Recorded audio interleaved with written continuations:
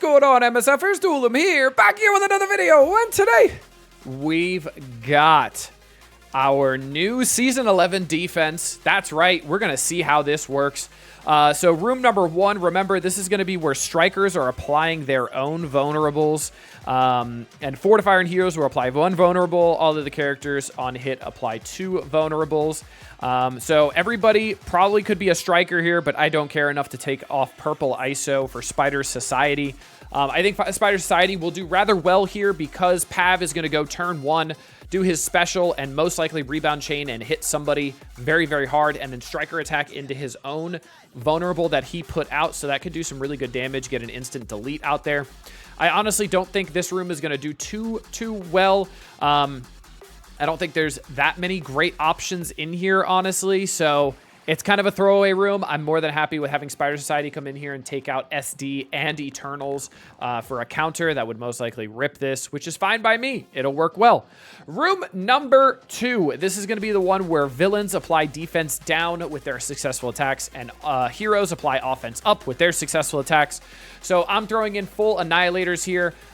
You could obviously throw in Annihilators with Super Scroll, Annihilators with Odin, although I don't think that one's that great. Annihilators with Super Scroll, you could throw in a Vol if you really want to.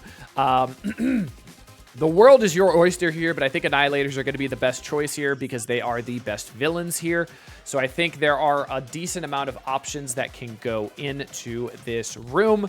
I think Super Scroll is always good in this room because of how fast he is, putting those defense downs out immediately. Instantly makes you want to have to throw Cabal at this, but then obviously Cabal, you don't get those vulnerables out there because you have a Gladiator here. Room number 3, you see I've got a mishmash here because I don't have the full team anywhere.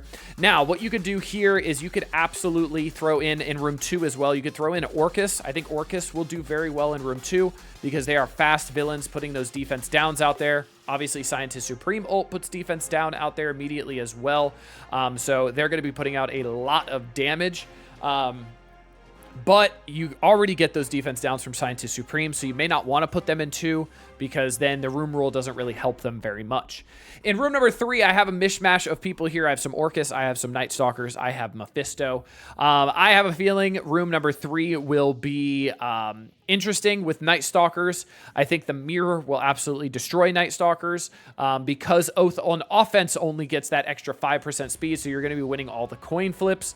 But this is going to be a big difference between haves and have-nots because if you don't have Night Stalkers, it's gonna kind of suck.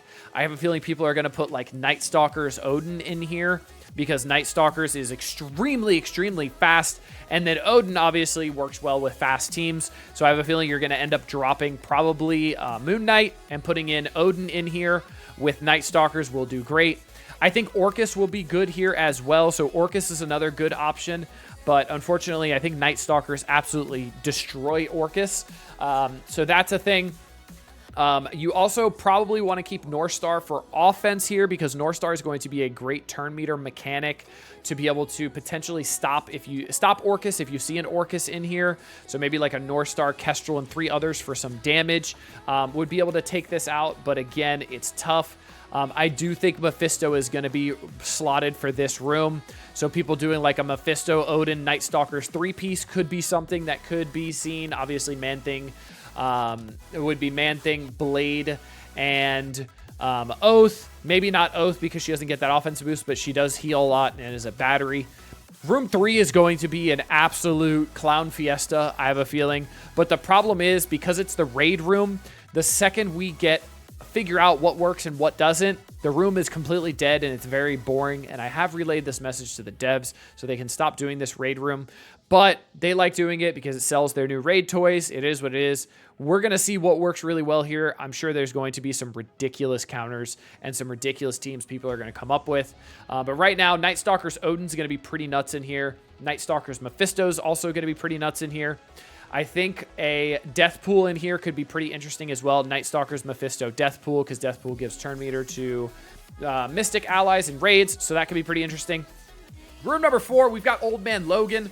Yeah, Old Man Logan's going to be really good here. I feel like this room is just kind of a throwaway. Room number 4 is going to be the room with the blinds. So while with blind, lower the character's speed by 5% and armor by 25%.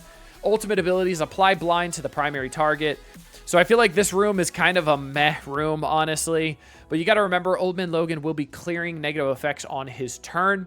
Also, I always love Nightcrawler and Old Man Logan paired together because they are awesome together. Sunspot will give offense up to all X-Men allies here. Sasquatch is a pre-taunt that just keeps on pre-taunting over and over again.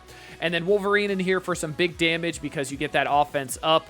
So Wolverine special does really good damage, puts out those bleeds as well. So Old Man Logan will get that 30% extra speed when bleeds are out there. So that's pretty interesting. I think this room is going to change up a bunch. I think this is going to be the biggest throwaway room because the room rules are just kind of crappy, honestly. They suck. Room number 5, we have Unholy Alliance. So unlimited X-Men characters count as Masters of Evil. Masters of Evil count as unlimited X-Men. So this defense here, I feel like, will be the defense that people end up running. So the way this looks is, remember, unlimited Masters of Evil characters count as unlimited X-Men members.